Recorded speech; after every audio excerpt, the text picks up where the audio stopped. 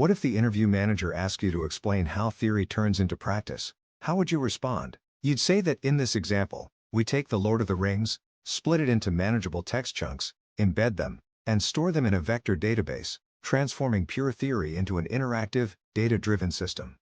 Welcome to the first code example. Alright, friends, time to stop nodding politely and finally do something. Enough theory. It's code time.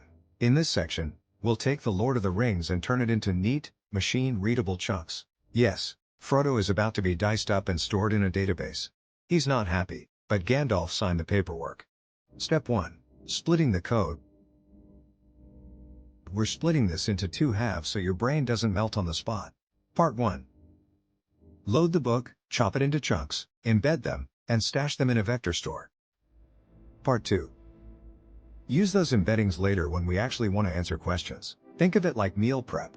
Part 1 is chopping veggies and stacking them in the fridge. Part 2 is finally cooking dinner. Skip Part 1 and you're just crunching raw carrots and sadness. Step 2. Installing packages. First things first, grab the tools. Pip install Chrome, add LangChain ChromaDB, your local vector database. Imagine a filing cabinet, but for AI memory. LangChain Chroma, the translator that lets LangChain and Chroma work together without awkward silences. Once installed, congratulations, you're officially ready to summon the dark magic of embeddings. Step 3. Setting up paths. We tell the code where Frodo lives. Point to the folder where the book file is. Create a db/directory where Chroma can stash embeddings. Persistent means your data survives after you hit stop. Without this, your embeddings disappear faster than snacks at a movie night. Step 4. Loading the book. We use TextLoader to pull the text into memory. Boom! Tolkien's masterpiece becomes a single Python object. A lifetime of writing, now stored in a variable. Somewhere, an English teacher is quietly screaming. Step 5. Chunking the book next.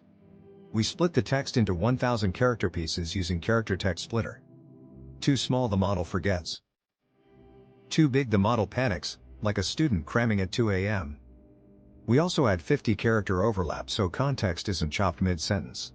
Without it, you'd end up with Chunk 1. The sun was set. Chunk 2. Ting and the shadows grew. Congrats, you've invented a new language. Overlap keeps the story smooth. Step 6. Making embeddings. Each chunk is transformed into a vector using OpenAI's text embedding 3 small.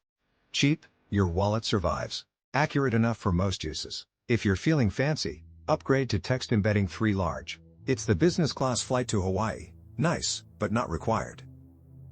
Step 7. Storing embeddings. Both the chunks and their embeddings are stored in ChromaDB. Why both? Need meaning use embeddings. Need raw text use chunks. It's like keeping the recipe and the finished dish. Handy when you want seconds. Step 8. Running the code. Time for the big moment. Hit run. Watch as logs roll by.